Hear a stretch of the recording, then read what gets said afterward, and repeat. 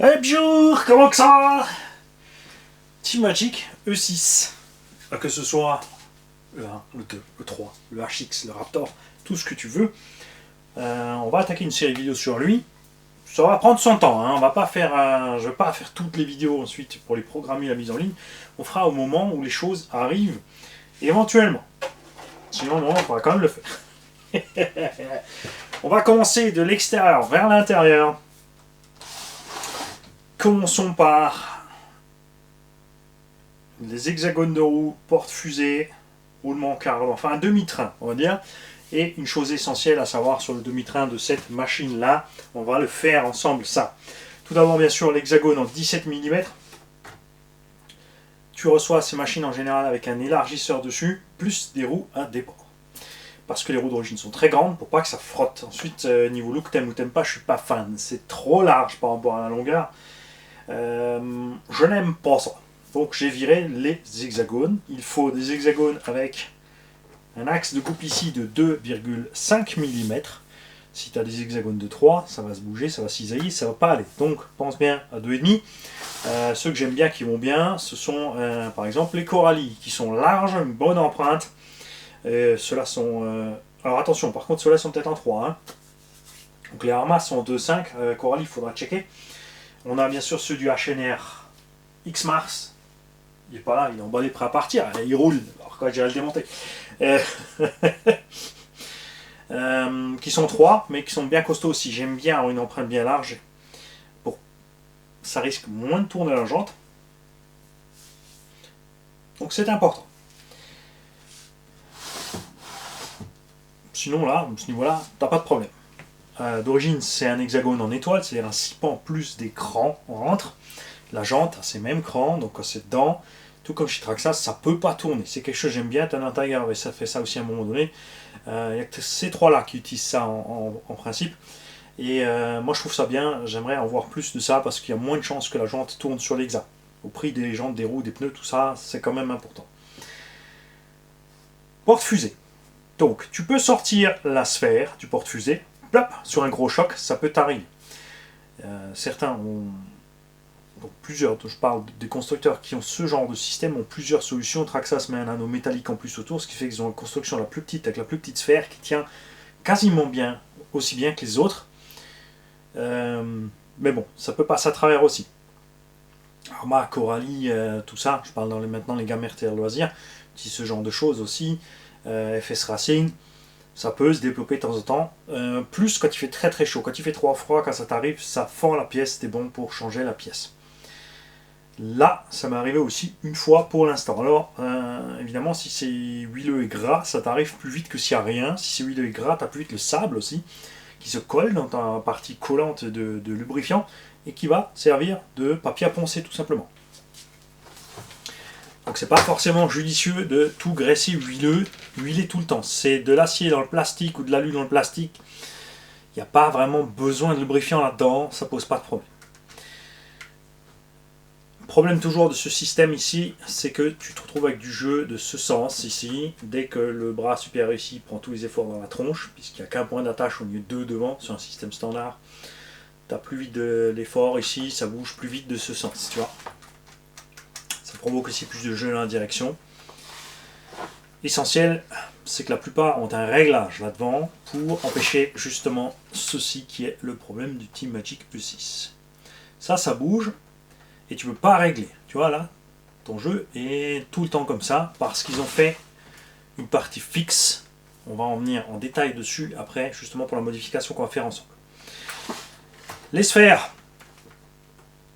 ça peut arriver selon le cas de plier ici le filetage. Alors sur Team Magic ça ne m'est pas arrivé, certains ça t'arrive, certains pas. Alors, ça dépend des chocs, de ta façon de conduire, du terrain. On est ici en free ride, c'est-à-dire qu'on roule partout, c'est pas prévu pour les RC. Et même là où c'est prévu pour les RC, vous avez vu sur le circuit, des fois il y a des piquets qui tiennent les bordures, les machins, le pont, la rambarde, et bing, t'es capote. Ça t'arrive partout. Triangle supérieur très rigide, c'est une modif qu'ils ont apporté qui n'était pas avant. Avant c'était plus souple. Je préfère le plus souple. Il faut qu'il revienne en arrière, je trouve, de ce côté-là, parce que quand tu prends des coups ici, tu as une pièce en plastique ici qui tient un axe. Et bien cette pièce en plastique casse, l'axe sort, il se tord. t'es plus vite en panne. La partie flex, ben flex. Le cardan se plie pas ni rien parce que la pièce flex, tout ce que tu as à faire sur le terrain, c'est de redresser vite fait. Donc tu prends, tu retournes, clac, ça revient en place, t'es reparti. T'es à l'arrêt quelques secondes, tu fais pas une course avec ce genre d'engin, t'es pas en compétition, je vois pas où ça coince. Il y en a un qui avait fait toute une histoire à l'époque de ce truc-là, un Australien, une chaîne vidéo. Résultat, ils ont fait des bras plus rigides et on n'est pas aidé. Je leur ai écrit plusieurs fois, mais ils veulent pas revenir en arrière, je sais pas pourquoi. C'est dommage. Et quand on en est là, donc soit tu trouves encore des pièces flex. Il y en a qui sont allés découper aussi le croisillon à l'intérieur. Il y en a plein qui sont contents comme ça aussi, hein. Attention. Je dis pas qu'il faut, mais sur le flex, comme dit, ne dérangez pas et on avait moins de soucis. Maintenant, je vais te montrer autre chose. Ceci est un bras de suspension Arma. C'est pas le même, hein. Il faudra mettre des cales et tout ce que tu veux, mais on est un poil plus court peut-être. Le filetage sera plus loin dehors, c'est pas forcément bien non plus. Attention de bien régler parce que selon la distance à laquelle tu visses ici tes sphères dans les triangles, tu changes évidemment la position du cardan. Donc attention de ne pas arriver trop loin pour que le cardan se déboîte et pas trop loin au fond pour que le cardan ait tapé la noix et défoncé le diff. Ça c'est autre chose qui peut arriver. Quand tu tapes sur le côté ici, le cardan va rentrer, va taper au fond de la noix, il va pousser sur le diff, tu vas faire de la purée planétaire. Peut-être pour ça aussi le choix du triangle plus rigide pour les fameux passages en étoile qui nous arrivent de temps en temps. Vous avez vu, des fois on fait 1, 2, 3, 4, 5, 6, 7, 10 tonneaux latéraux. Ça tape sur les côtés, ça tape sur les côtés. Les sous-loupés ou t'atterris sur le côté, ça c'est le pire. Ou toutes tes pièces ici peuvent flexer et ceci va aller taper au fond. Et là, on a quelque chose qu'aucun autre n'a fait. Alors soit tu as les cardans télescopiques, c'est ce que je préfère de loin pour ça, parce que ça varie. Tu peux prendre toutes les longueurs possibles, donc un grand débattement de suspension de fou possible. Aucun stress pour le diff, tant que c'est bien, tu vois, que ton cardan ne grippe pas ton télescope. Sinon, ouais, faut que ça soit solide ou que ça puisse flexer et revenir, comme chez Serpent ou X-Ray ou d'autres marques, où le cardan est plus ou moins flexible. Ici, il est méchamment solide, mais ils ont fait quelque chose de très malin. Hop, regarde, cadeau de tonton Gilles. Les gars, sans lui, vous n'auriez pas ça. Là, où est la jonction du cardan, eh ben, c'est mobile. Tu as du jeu, volontairement, 1,5 mm. Ce qui évite les soucis ici sur la transmise, c'est pas con du tout, n'est-ce pas? Cardan, le truc s'est mis à fond, le cerveau, on va le laisser là, on va pas forcer. Amorto, ça c'est la version plastique, moi j'ai jamais eu de soucis avec. Existe des options alu. Sur le BS, les plus beaux c'est ceux du V-Gen, c'est sûr, très coûteux. Porte-fusée aussi, si tu casses, tu as l'option alu d'origine qui est très très chère. Et tu as, tiens, tu vas voir, je vais t'allumer, ça va se redresser tout seul. Des versions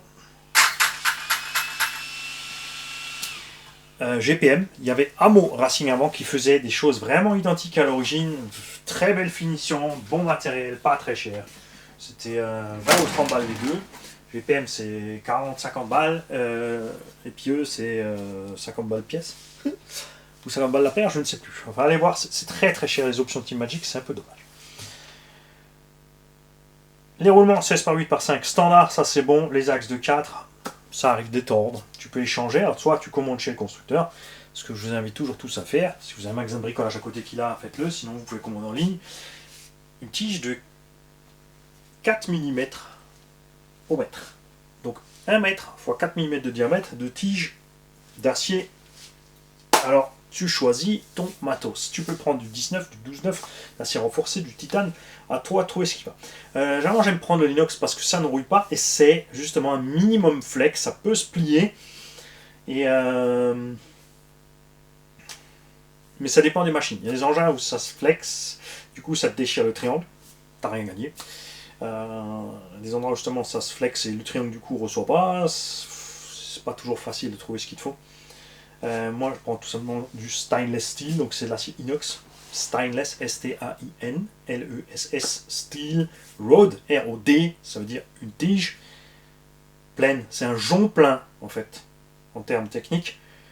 Hein, pas une tige, ça s'appelle un jonc plein. Si tu mets tige, tu ne trouveras pas. Si tu mets tube, tu trouveras encore moins. Donc jonc plein, acier, on écrit 19, 12,9 pour voir ce que tu trouves, et 3 mm de diamètre. Bien sûr, une fois que tes triangles sont un peu secoués, libre à toi, si tu décides, puisque le plastique a travaillé un peu, de prendre du 3,2 si tu trouves, 3,5, du 4 à la place du 4, du 4,2, 4,5, selon ce que tu trouves, de repercer la pièce fixe où la tige passe dedans, c'est-à-dire ici la tourelle ou en bas la cale de train, et de passer un peu plus gros. Mais à un moment, il faut aussi voir que ton matériau sera trop faible là où tu as percé. En diamètre, tu vas percer plus gros, donc il n'y aura plus assez de matière, ça va se déchirer aussi. Pèse les pour et les contre pour voir ce qu'il faut. Et nous allons donc maintenant travailler sur cette pièce, puisqu'on a déjà ce jeu, ça c'est le commencement. Et la suite, c'est la défaillance de la pièce. Où est-ce qu'elle est? Là, voilà. Et là, la plupart des gens ne comprennent pas. Regarde, on a un jeu énorme. Ici, ils vont serrer la vis parce qu'ils vont se dire que ça va rentrer, alors que non, c'est embuté. Je vais vous démonter une pièce pour que vous puissiez comprendre. Donc, il te faut un tournevis de 2 ou un embout de 2 pour ta visseuse. Pour sortir la pièce, moi, je prends tout simplement la vis. Je la mets à l'intérieur ici. Je mets un peu de travers et tu tires. Et normalement, on devrait réussir à bien sortir le morceau. Si tu veux bien coopérer, s'il te plaît. Ah, c'est l'effet vidéo, parce que l'autre, évidemment, on l'a déjà fait. Technique numéro 2. On va l'aider à sortir un peu de là. Celui-là a déjà serré plus, l'autre est encore relativement neuf, c'est pour ça. En tapant dessus, la sphère va repousser la pièce. Mais tu ne peux pas sortir entièrement. Donc ici, beaucoup de constructeurs utilisent une grosse vis avec un capuchon plastique au bout qui va buter sur la sphère, donc en contre-sphère.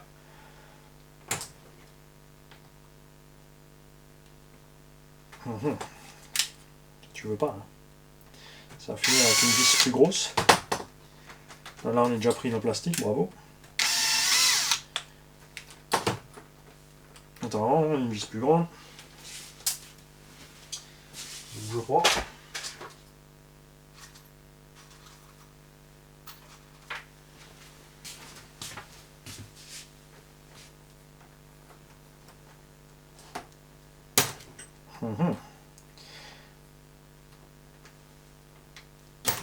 Voilà. Voici l'objet du délit. Une pièce en un bout. Qu'est-ce que c'est bien ce que tu as eu comme idée, tonton Chiles. Hein? Tu noteras qu'il y a un petit déport ici. Tu vois, elle est pliée devant vers derrière. Ça, c'est le jeu que tu as. Elle va pas assez loin, donc un peu trop de jeu. Et ce qu'on a là derrière, c'est une pièce qui est brisée.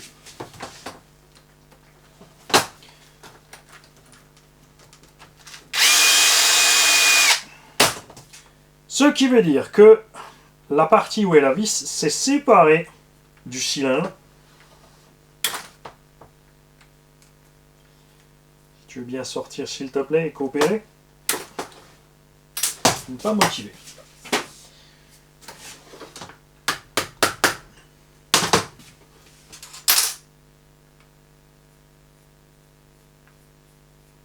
Ça va finir avec une vis de 6 au milieu, tu vois, pour tirer dessus. C'est dommage parce que c'est quelque chose qui t'arrive très vite. Et je comprends pas Teamagic avec tous les gens qui l'ont écrit, qui l'ont dit. Alors oui, il existe une option, mais pourquoi alors sur le RTR, ils sont restés avec cette pièce défaillante. Ils continuent à te vendre l'engin avec cette pièce défaillante. Hein? Tu vois, il s'est déformé encore plus. Et souvent, il casse carrément. Et donc là, tu as tout qui se balade comme ça, malgré que la pièce soit à l'intérieur.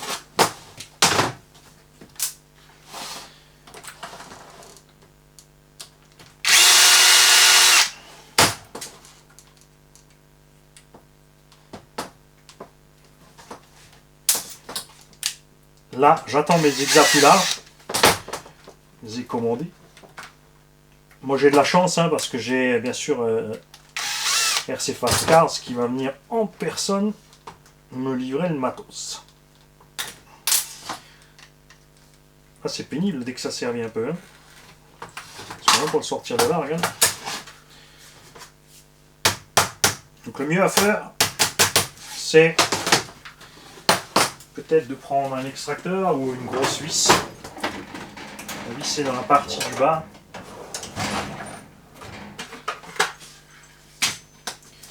Pouvoir tirer dessus. T'es peut-être allé un peu fort, Mani.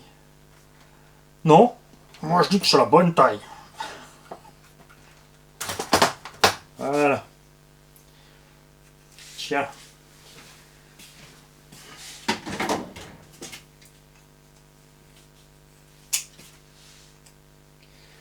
Alors bien sûr, si on avait balancé un peu de dégrippe ou d'huile dessus avant, peut-être que aussi, mon petit Mani, t'aurais fait un massacre un peu moins conséquent. Bravo!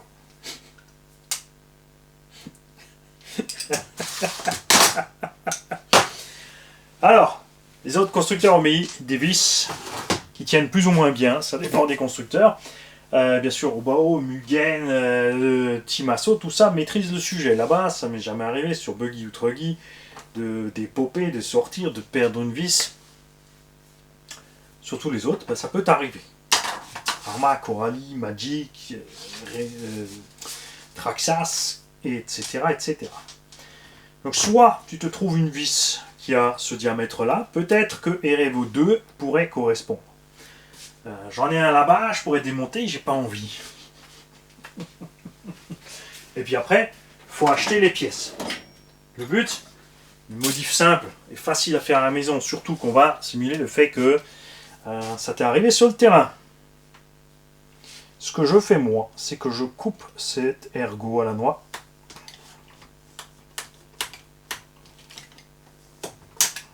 Voilà. Très bien. Tu le remets dedans avec la partie coupée vers le haut. Attention que ton cylindre soit bien sûr bien vers la sphère.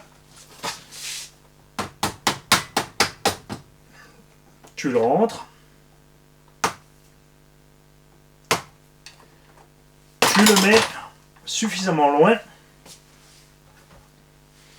pour que tu n'aies plus de jeu.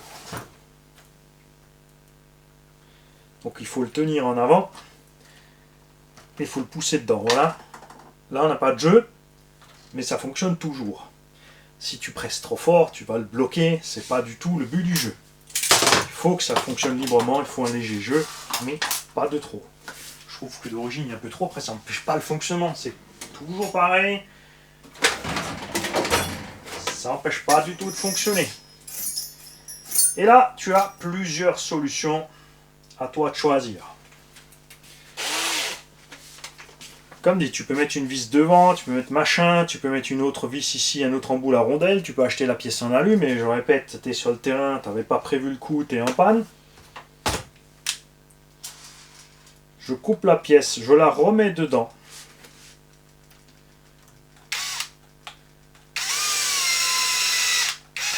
J'ai jamais essayé sans parce que je me dis que si la vis manque, on va peut-être fragiliser un peu le porte-fusée. Et là, soit tu mets une petite vis devant et une petite vis derrière, ce qui te permettra toujours de passer ton tournevis pour aller faire ça, mais tu te retrouves avec deux mini-vis. Et ce qu'on va faire, c'est qu'on va mettre des petites vis de 2 mm 5. Je me dis que 3, c'est pas forcément utile, et surtout qu'on va fragiliser encore plus ça. Et je perce à travers, mais devant, pas vers l'arrière, loin devant, puisque la matière qui doit être solide est ici. Et là, on va juste retenir tout simplement ce puits. Alors,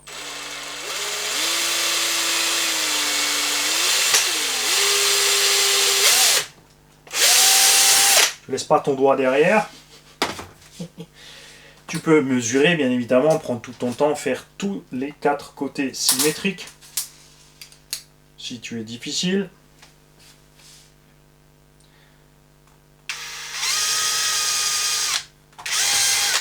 Et voilà. Basta. C'est fait. Ah, bouge plus. Rien ne t'empêche de mettre quand même une rondelle, mais alors attention, il faudra faire toi-même ta rondelle, prendre une petite plaquette métallique pour lui donner cette forme ici, pour visser par-dessus. Sur le terrain, ça me semble plus simple. Sur le terrain, tu as peut-être des petites vis à plastique avec, des petites vis à bois. Si tu as une autoforeuse, bien sûr, ça va aller tout seul.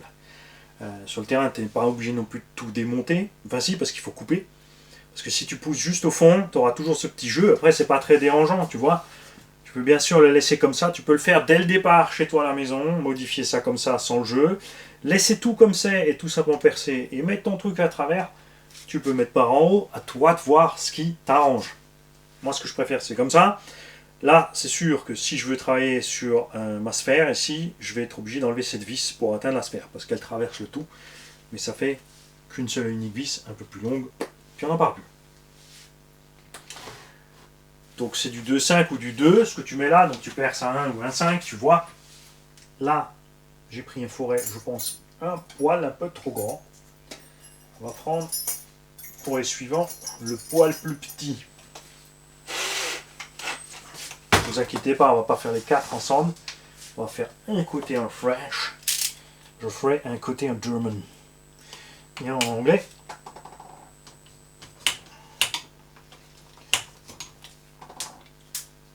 Ok, là j'ai bien coupé.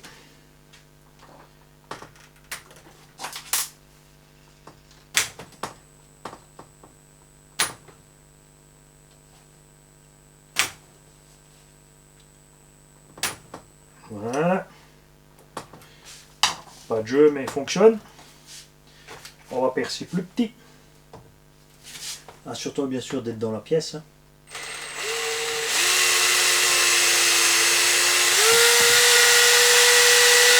Pourquoi tu dis dans la pièce? T'as dit c'est dehors sur le terrain. Ouais, ça c'est ce qui se passe dans la tête de Schizo Boy. RC Schizo Family. C'est pour ça qu'il s'appelle Family, comme il y a 4 pseudos à lui tout seul. Et encore plus, hein, bien sûr. Parce que comme dit, il est fâché, donc il utilise des pseudos bidons pour venir insulter.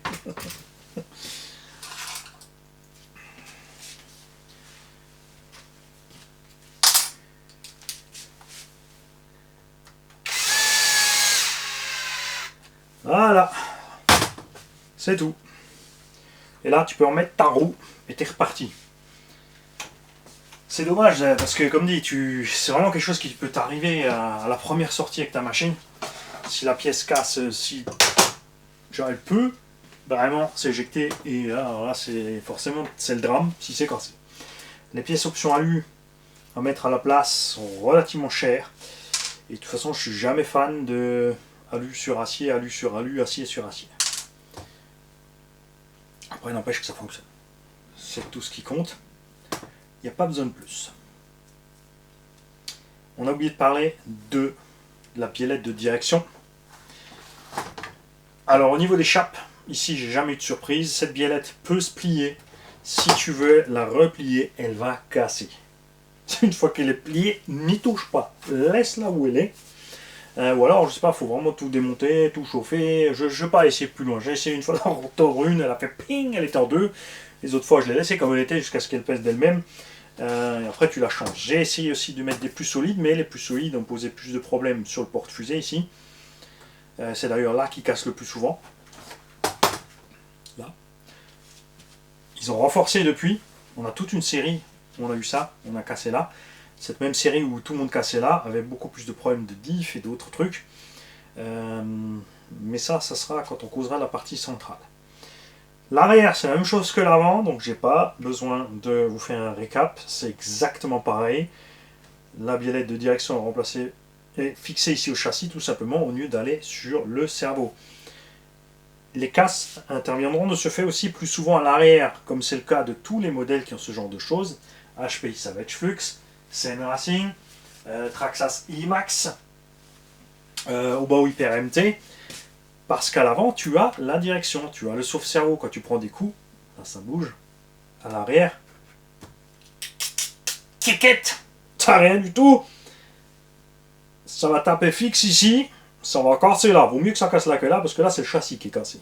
Hein. Là j'ai jamais eu de soucis par contre, même si c'est qu'une M3, même si c'est un composite du châssis, jamais eu de problème, ça me cassait ici. Chez HPI, les fusées ont 2 bras. Donc tu peux les tourner. Chez Obao, ils ont fait démontable. Tu peux remplacer. Là, non. C'est un peu dommage. Tu vois, tous ces jeux que ça induit tout de suite quand tout est flingué. Donc gaffe à ça.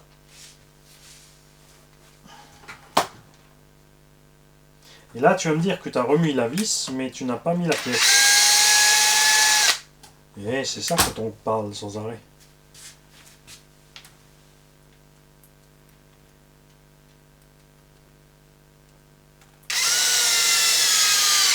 Voilà. Je vous souhaite une belle journée à tous. On se reverra ultérieurement donc pour un épisode 2, peut-être partie centrale, où on parlera du diff. Bon, le diff sera les 3 du coup. On a causé là aussi des différences donc à Morteau entre le BS et les autres. Le VGen a aussi déjà ça en alu de série. On a des autres tourelles selon les 3 modèles qui existent, enfin les plusieurs modèles. Il y avait, les premières étaient très souples sur le E6-1. Après ils ont fait plus épais, plus épais, plus épais. Et le BS avait de 1 mm de plus et le VGen a du 70-75 T6 usiné. Ça reste mon chouchou le VGen. Je sais pas pourquoi ils ont fait un nouveau PIS, il est beau, mais c'est juste la carreau en fait. Tout le reste ça sert à rien. Vu qu'il y a déjà le VGen. Pas tout compris. Peut-être parce qu'ils ont mis des pignons en acier plus durs à l'intérieur des diffs sur ce dernier BS2. Donc, tu vois, tu te retrouves avec une version chère VGen qui n'a pas encore toutes les options. Tu prends le BS2, il a toutes les options niveau diff, mais il est moins bien équipé sur tourelle et amorto. Serait-il pas possible d'en avoir une pour l'un avec tout? Et un slipper. Bref, je métal. Je me casse. Ciao.